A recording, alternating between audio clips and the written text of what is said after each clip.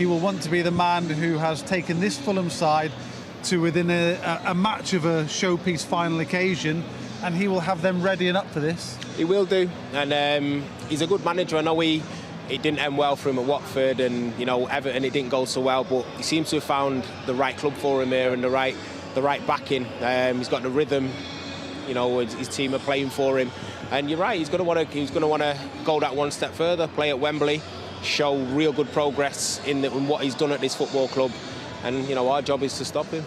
He's a good manager. He came into Hull when my old man left, and I was fortunate enough to work with him. And he's very organised, meticulous in everything he wants. He's planning for games, and he's shown over years. Obviously, he's had a few dodgy spells, but all in all, he's showed that he's been a very good manager and a very capable coach. So it hasn't surprised me that he's got into Fulham and done very well.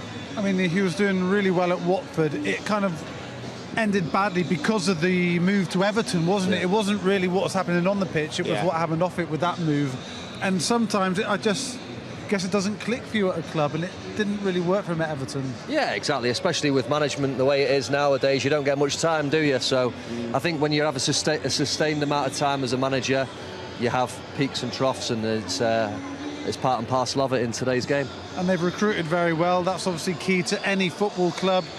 We mentioned Palhinha earlier, but taking Andreas Pereira from us was a great decision, because giving him the freedom to play and set up a lot of Mitrovic's goals was a very shrewd move. Yeah, and I think that's what he's done.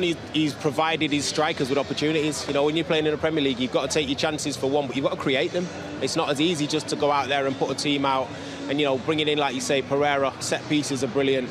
And you've got the likes of Willian, who's got the know-how, who, provides a lot of opportunity as well. So the little signings that aren't necessarily like headlines, but work very well in what he's trying to achieve. Yeah, maybe they haven't got the depth of other Premier League clubs, and when they lose one or two big players, they do suffer, but that's to be expected in their first season in the Prem, isn't it? Yeah, absolutely. When you haven't got the biggest of squads, when you get a couple of injuries, it affects you. It affects most teams, especially when your big hitters aren't playing.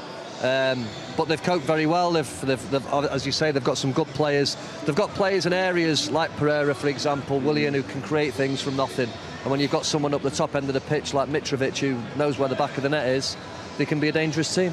And is there a certain freedom of playing in an FA Cup match when league points aren't on the line? I mean, yes, they want to get to the Wembley semi-final and indeed the final, but their main priority this season was Premier League survival, which they've already achieved and exceeded. Yeah, I think when you're in a position like what Fulham are, where the Premier League's gone really well for them and they've probably exceeded their expectations, to come into a game like today, Old Trafford, a quarter-final, the shackles are off, aren't they? And they can go and enjoy it, nothing to lose, no real pressure on them, and that's what makes the game difficult for Man United today, because they've got to cope with that, because obviously they're expected to win. That's what part and parcel of playing for Manchester United is all about. It's a dangerous opponent today, that is for sure. We will need to be at our best, and we'll need explosive performances from the likes of Marcus Rashford.